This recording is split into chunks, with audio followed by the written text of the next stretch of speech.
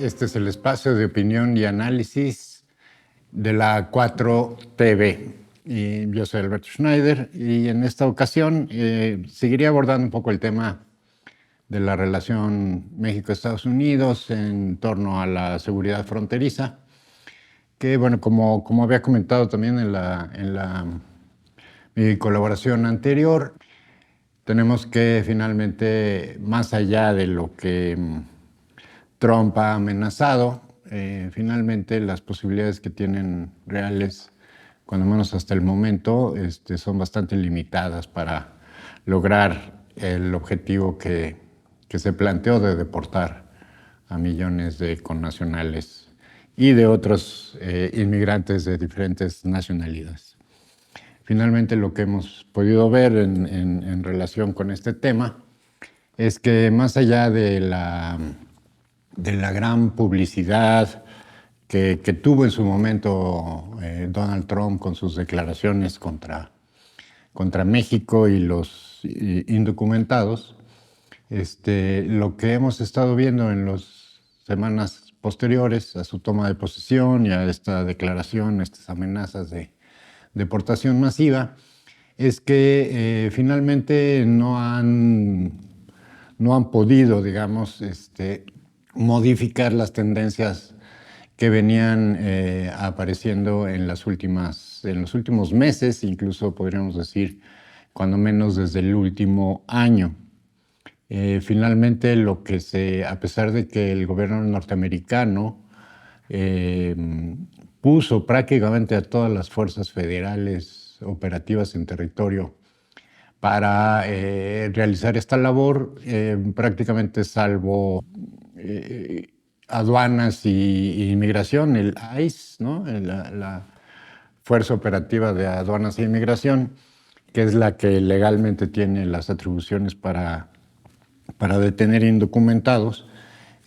no tiene capacidad, digamos, para realizar las operaciones que se requieren. Hay un problema, digamos, en cuanto a la información que proveen las diferentes agencias de seguridad de los Estados Unidos con relación a cuánta gente han deportado y cuántas personas y de qué manera, digamos, cuáles han sido los mecanismos de deportación. Finalmente no hay manera de corroborar los datos, son son poco consistentes, digamos, ¿no? Por ejemplo, la Agencia de Inmigración y Aduanas, el ICE, reporta 8,768 arrestos y deportaciones de indocumentados, la mayoría mexicanos, pero no nada más. La Fuerza Aérea de los Estados Unidos reporta únicamente 8 vuelos, entre ellos los 2 vuelos que Colombia no permitió que aterrizaran en su territorio por las condiciones en las que estaban siendo transportados los migrantes deportados. Estados Unidos tiene ahorita 106 puestos de arresto o puestos de detención para migrantes con capacidad para 41,500 personas. Una cantidad muy reducida, digamos, para las intenciones que manifestó Donald Trump de deportar en sus 4 años aproximadamente 10 millones de indocumentados. Va a ser imposible que logre tal cantidad. Simplemente, si quisiera deportar 1 millón por año, tendrían que estar deportando más de 2,700 personas al día, lo cual pues, resulta totalmente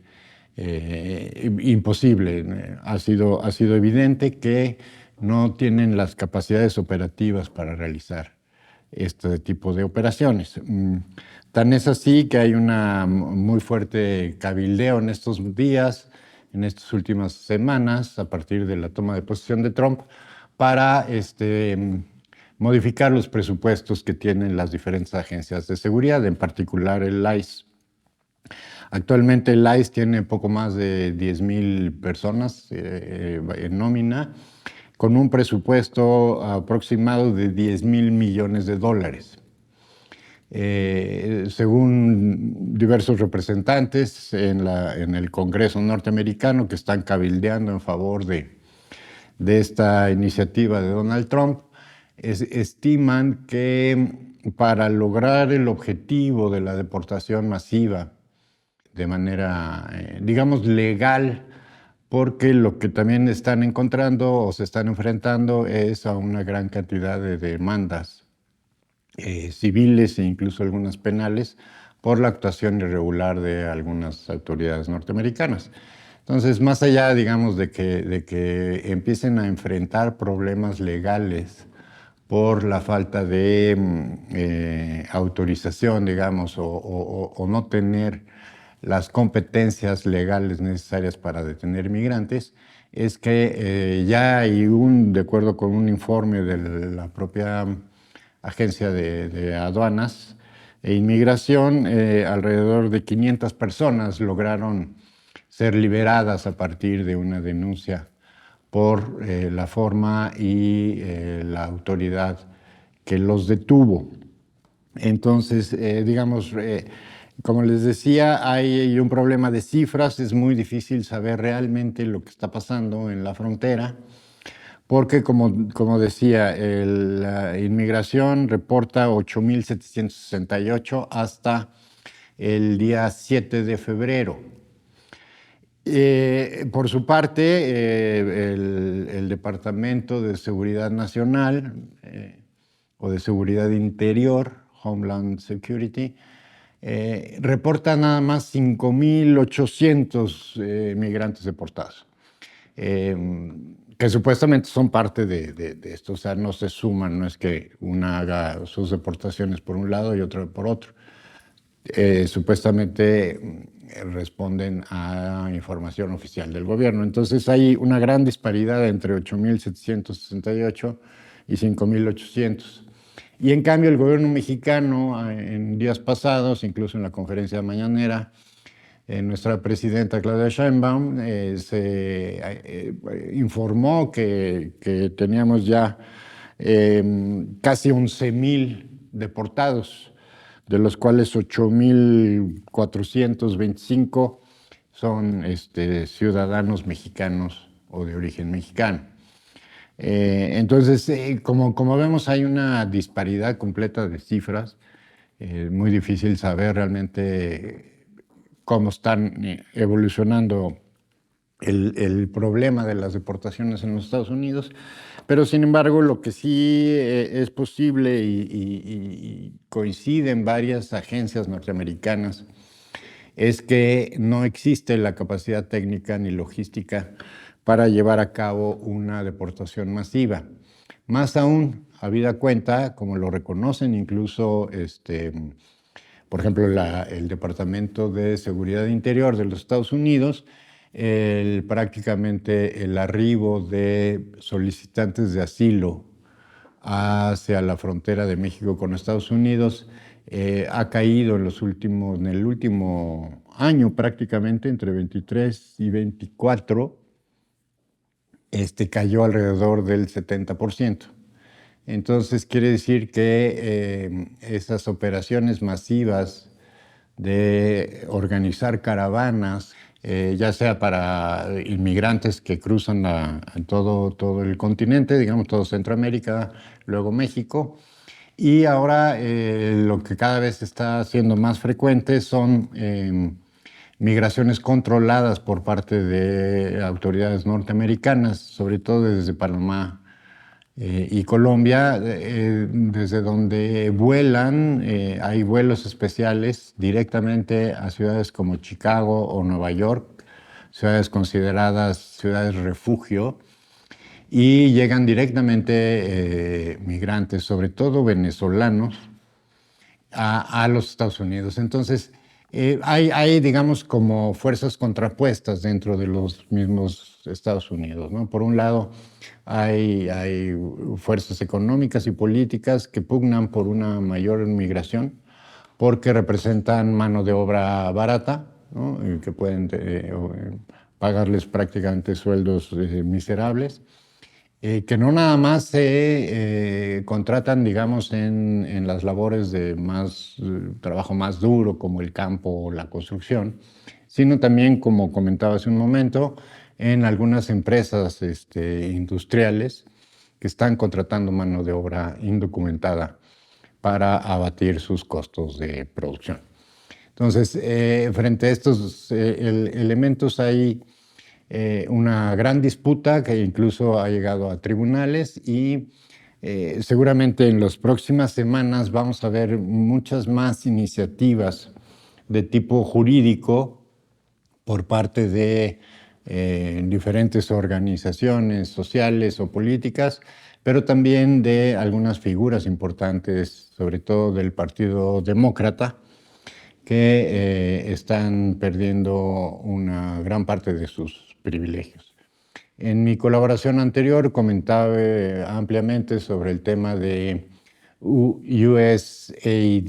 ¿no? la agencia norteamericana supuestamente de ayuda para el desarrollo y ayuda humanitaria en el mundo, que en realidad tiene y ha funcionado como una punta de lanza contra gobiernos no afines o que no le gustan a los Estados Unidos. En ese contexto también es que mucho del dinero que ha utilizado esta agencia a través de diferentes organizaciones sociales, sobre todo, o llamadas de la sociedad civil, han tenido o han estado involucradas justamente en mecanismos que tienen que ver con el flujo de indocumentados hacia los Estados Unidos. Incluso se acusa, por ejemplo, de manera específica a Hillary Clinton y a su marido de de operar una red de trata de niños, principalmente desde Haití. Y ahorita hay una iniciativa importante para iniciar algunos procesos legales en contra particularmente de Hillary Clinton y Bill Clinton por su organización humanitaria que ha recibido cerca de $400 millones nada más en el año pasado, de los cuales casi 100 millones fueron a dar a su hija como regalo de bodas, cuya hija tiene una fundación que opera justamente en Haití, en donde, como dije, se acusa a la organización de los Clinton de traficar con niños, ya sea para la trata o incluso se acusa para el tráfico de órganos. Son acusaciones muy, muy graves, pero parece ser que con el destape de los archivos de USAID están saliendo a la luz asuntos bastante más tenebrosos de lo que nos imaginamos. Entonces, esto significa que este gran programa o esta intención de Donald Trump de hacer deportaciones masivas no va a tener mucho éxito. Sin embargo, como también lo comenté ya en otra ocasión, creo que el mayor problema de esta política es la exacerbación de los ánimos antimigrantes o antimigrantes, antimexicanos y en general anti-extranjeros. En Estados Unidos también cada vez más hay un gran rechazo a la comunidad de migrantes venezolanos que obtuvieron beneficios muy importantes, así como en su momento lo tuvieron los ciudadanos cubanos, para ingresar legalmente a los Estados Unidos. Y sin embargo, a partir de las medidas que tomó Donald Trump, estos beneficios jurídicos para los venezolanos desaparecen y por lo tanto pueden ser sujetos a deportación como cualquier otro ciudadano latinoamericano que esté en Estados Unidos de manera ilegal o sin documentos. El asunto se complica aún más todavía por la extendida corrupción que, si bien las autoridades se niegan a reconocer, finalmente hay una gran cantidad de estudios e investigaciones, trabajos, incluso desde el interior de los propios sistemas de seguridad norteamericano, del Departamento de Justicia y de otras entidades sobre el estado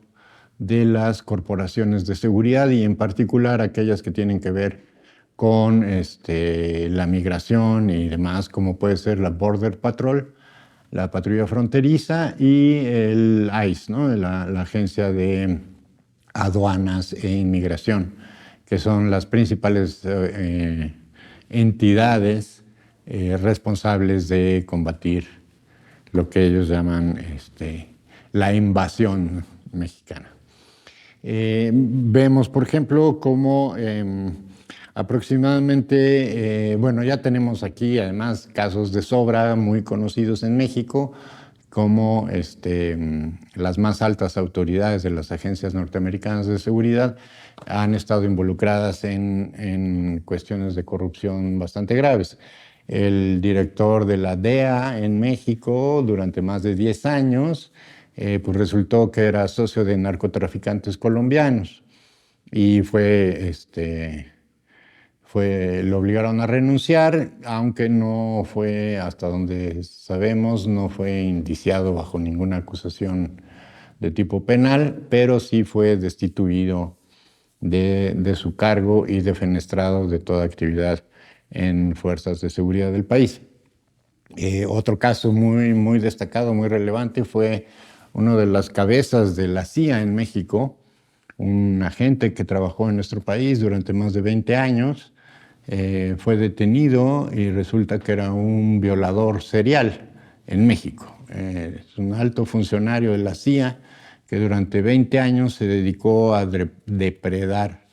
a mujeres mexicanas, entre otras, porque también mujeres de otras nacionalidades, pero operó durante más o menos 20 años en nuestro país, bajo el amparo de la CIA, ¿no? La propia directora de la DEA, por ejemplo, en Estados Unidos, está sujeta todavía a un proceso judicial por corrupción, por manejo irregular de dinero y de contratos y demás, ¿no?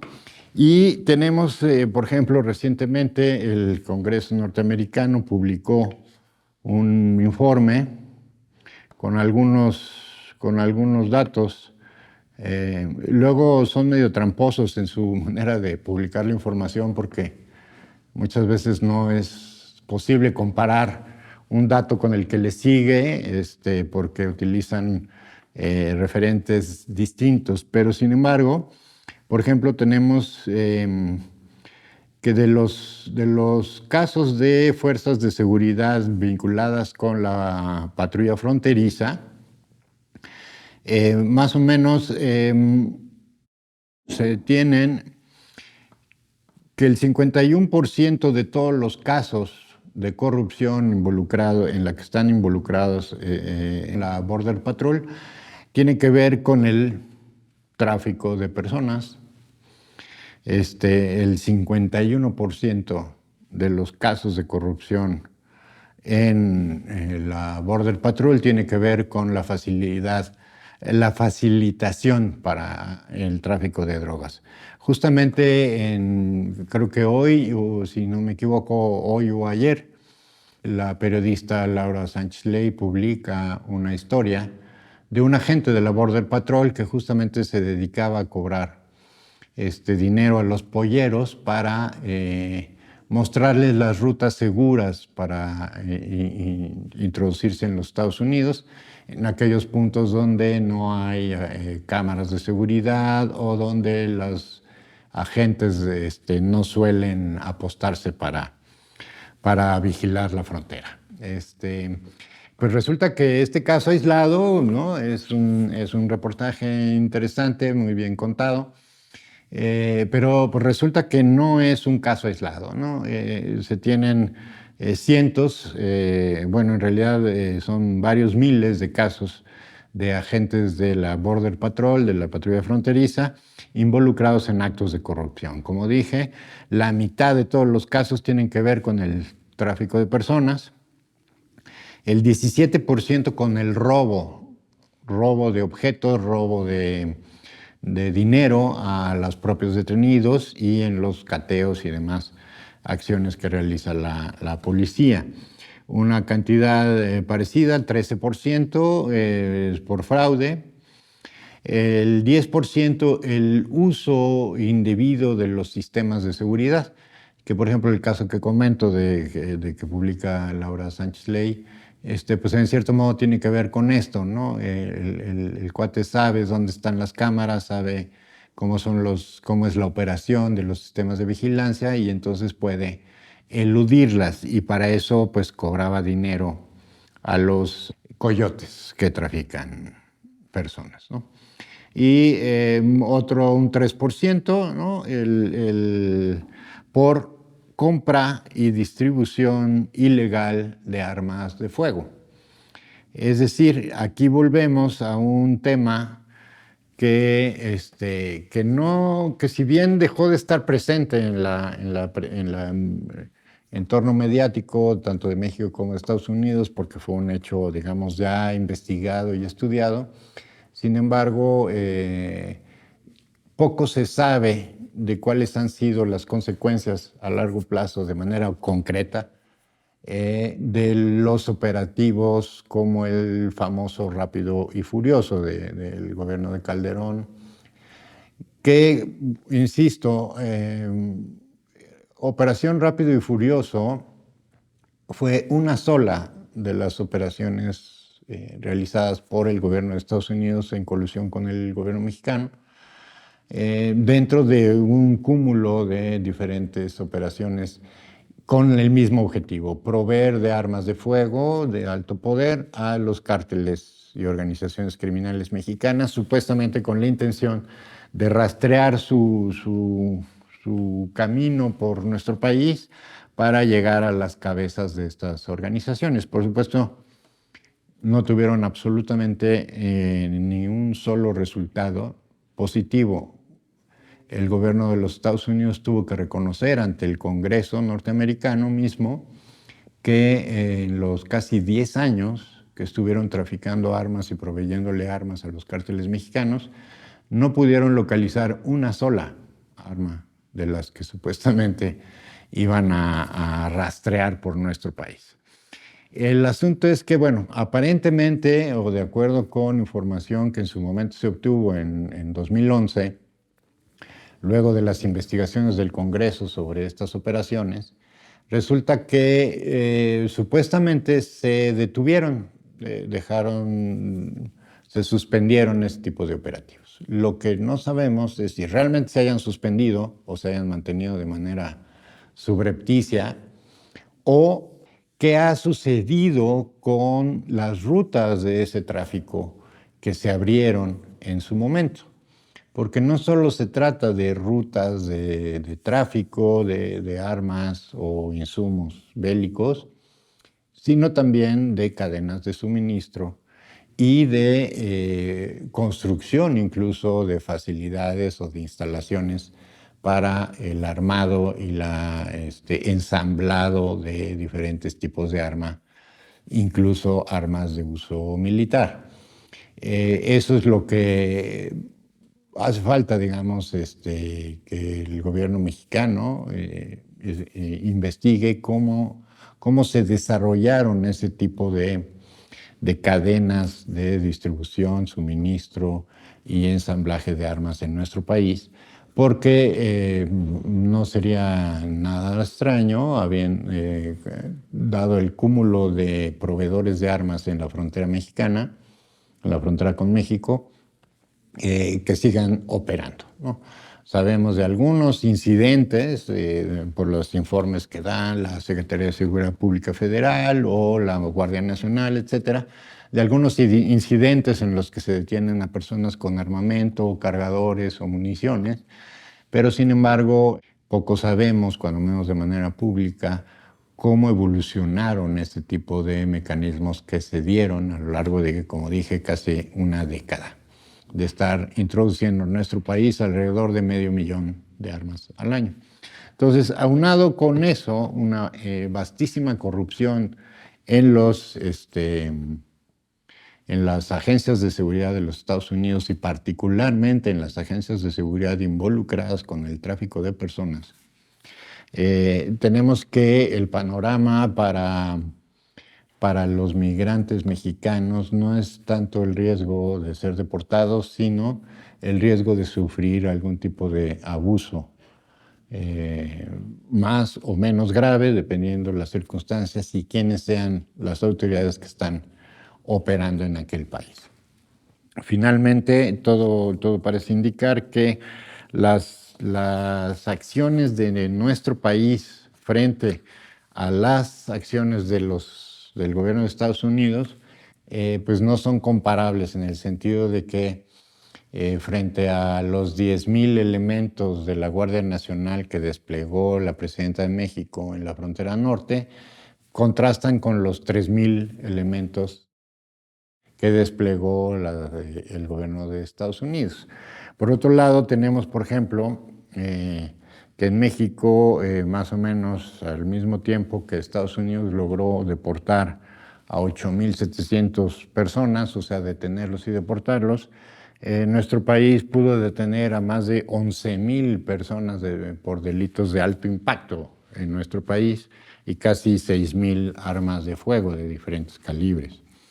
Finalmente, en el entorno de la frontera norte, con esta operación, digamos, como parte de las pláticas o de los acuerdos con Donald Trump, para desplegar esta fuerza militar en la frontera, tenemos ya el decomiso y desmantelamiento de 192 laboratorios,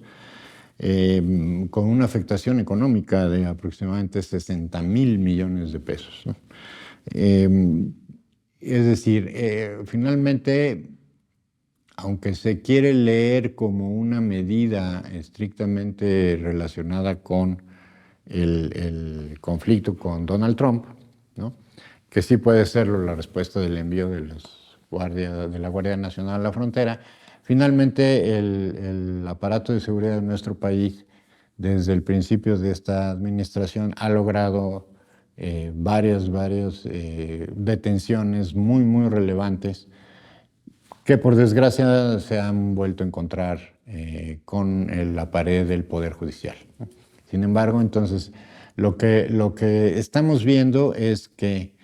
el gobierno mexicano está teniendo una extraordinaria efectividad en sus actividades, sobre todo en la frontera norte. Lo vemos, por ejemplo, en Tijuana, particularmente, y en general en Baja California, pero también en Chihuahua, en Tamaulipas, ¿no? Y ahora, además, se dio, digamos, un golpe muy importante en términos estratégicos, porque se trata de la detención del presunto piloto que llevó al Mayo Zambada de México a los Estados Unidos. Parece ser que es esta persona muy cercana a los Chapitos, y que fue el piloto que llevó a los hermanos Guzmán Loera, Guzmán Chávez, a los Estados Unidos, llevando de rehén al Mayo Zambada. Entonces, la detención por parte de la Guardia Nacional y la Secretaría de Seguridad Pública Federal de esta persona seguramente va a proporcionar información muy valiosa sobre lo que realmente sucedió en ese pues, terrible acontecimiento. Entonces, simplemente para terminar, quisiera mencionar que más allá del peligro que pueda representar las amenazas de Donald Trump, en realidad vamos a ver una disminución, casi lo puedo asegurar, una disminución del número de personas deportadas por los Estados Unidos. Va a ser muy difícil que les autoricen la cantidad. Como decía, algunos senadores y congresistas norteamericanos están pretendiendo que se eleve 10 veces más, se multiplique por 10 el presupuesto de la patrulla fronteriza y la Agencia de Aduanas e Inmigración, para poder hacer frente a esta intención de Donald Trump de deportar masivamente a a indocumentados en general, pero sobre todo mexicanos, ¿no? Entonces, finalmente, difícilmente le van a autorizar esos fondos, sobre todo porque además, si bien tiene mayoría en el Congreso, cuando vemos el Partido Republicano, si bien tiene mayoría en el Congreso, algunos senadores y diputados, congresistas norteamericanos demócratas, controlan algunas de las comisiones más importantes dentro del Congreso, como es la de presupuesto, por ejemplo, ¿no? Y otras más. Entonces, no va a ser muy fácil que se le autoricen los recursos necesarios al gobierno de Donald Trump para llevar a cabo estas acciones. Y por otro lado, las agencias que estrictamente no tendrían que estar realizando este tipo de acciones, es muy probable que empiecen a reconsiderar su participación, dado que comienzan a darse ya denuncias tanto en el ámbito civil como penal por exceder en sus atribuciones y facultades. Entonces, va a ser muy difícil. Insisto, creo que el problema mayor son los abusos que se están cometiendo y que probablemente se recrudezcan, sobre todo en algunos estados del país, por ejemplo, Texas, ¿no? Que además Texas tiene el récord, de acuerdo con la información de este informe del gobierno de Estados Unidos, tiene el récord de corrupción entre las fuerzas de seguridad fronteriza en los Estados Unidos. Viene un reporte de los casos registrados en cada uno de los estados fronterizos y Texas se lleva de calle prácticamente a todos los demás estados en la corrupción. Y justamente Texas es uno de los estados, junto con Arizona quizás, donde más casos de abuso y sí, sobre todo de abuso en contra de migrantes, no solo de autoridades federales, sino también de autoridades locales e incluso, quizás sea lo más grave, por las implicaciones que puede tener en el corto y mediano plazo, son de grupos civiles organizados en Estados Unidos, sobre todo de extrema derecha, que en algunas zonas de Texas y Arizona están realizando ya acciones en contra de acciones, digamos, organizadas, ya, con brigadas, digamos, de detención y arresto ciudadano de migrantes, no solo mexicanos, pero principalmente mexicanos. Entonces, tenemos que México finalmente está respondiendo de mucho mejor manera de la que pueden presumir los Estados Unidos, y frente a ello el gobierno de Donald Trump tendrá que tomar algunas consideraciones y evitar un mayor conflicto con nuestro país. No sé si se fijan, en las últimas semanas el tema México ha pasado a un segundo o tercer plano, ¿no? De manera natural, dado el conflicto en Ucrania y la postura completamente radical y opuesta que está teniendo Donald Trump con respecto al gobierno demócrata de Joe Biden frente a Ucrania. Entonces la atención se ha puesto hacia ese lado, pero finalmente pues en nuestro país no podemos dejar de tener la mirada puesta y el seguimiento de lo que está sucediendo a lo largo de la frontera con los Estados Unidos. Esto es todo por hoy y agradezco mucho a 4TV por el espacio y nos vemos en la siguiente.